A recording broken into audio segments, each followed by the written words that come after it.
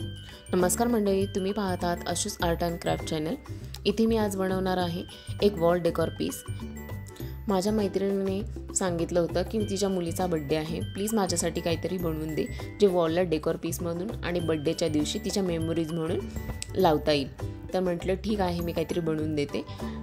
जे काही मी बनवलं आहे ते मी तुमच्यासोबत इथे शेअर करत आहे। चला तर मग सुरुवात करूया। इथे मी एक कार्डबोर्ड घेतला आहे वरती टायटलसाठी आणि त्याला ब्लॅक कलरचा चार्ट पेपरने कव्हर अप करून घेत आहे। ग्लू लावून व्यवस्थित दोन्ही बाजूने कव्हर करून घ्या आणि ग्लू स्टिक केल्यानंतर थोडं थोडं प्रेस करा, कारण की चार्ट पेपर थोडासा जाड असल्यामुळे तो पटकन चिटकत नाही आणि चिकटला तरी तो पटकन ओपनही होतो।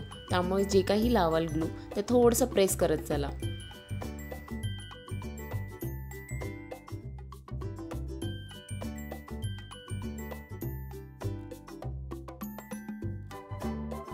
इथे आपण ग्लिटर फोम शीट घेत आहे, त्याच्यातून आपण टायटल क्रिएट करून घेतला आहे मेमरीज म्हणून।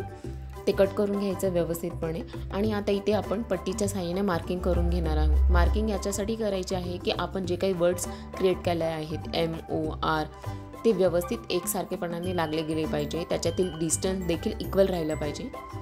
ते थोडंही चुकू नये म्हणून आपल्याला मार्किंग ही केली पाहिजे।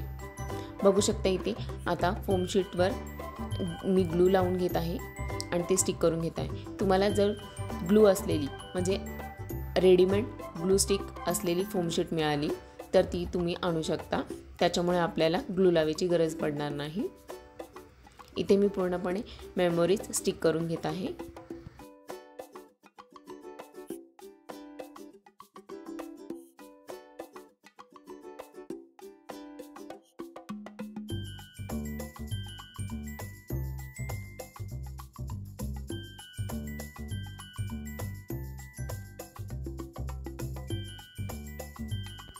आता दुसऱ्या फोम शीटमधून आपल्याला सर्कल कट करून घ्यायचे आहेत। आता हे सर्कल आपण जेव्हा फोटो स्टिक करणार आहोत त्याच्या एंडला आपण लावून घेणार आहोत। आता मी फोटोचे जे काही साईज होतं त्याप्रमाणे कार्डबोर्ड कट करून घेणार आहे। बघू शकता व्यवस्थित फोटोच्या ज्या साईजने कार्डबोर्ड कट करून घ्या तुम्ही।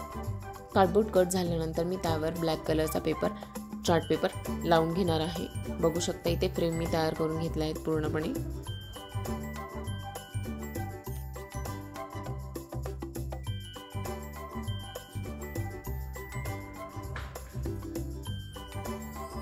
आता टायटलला आपण मागच्या बाजूने रिबिन चिटकवून घेणार आहे। रिबिन इक्वल साईजमध्ये आणि इक्वल डिस्टन्सवर लावून घ्यायचे आहे।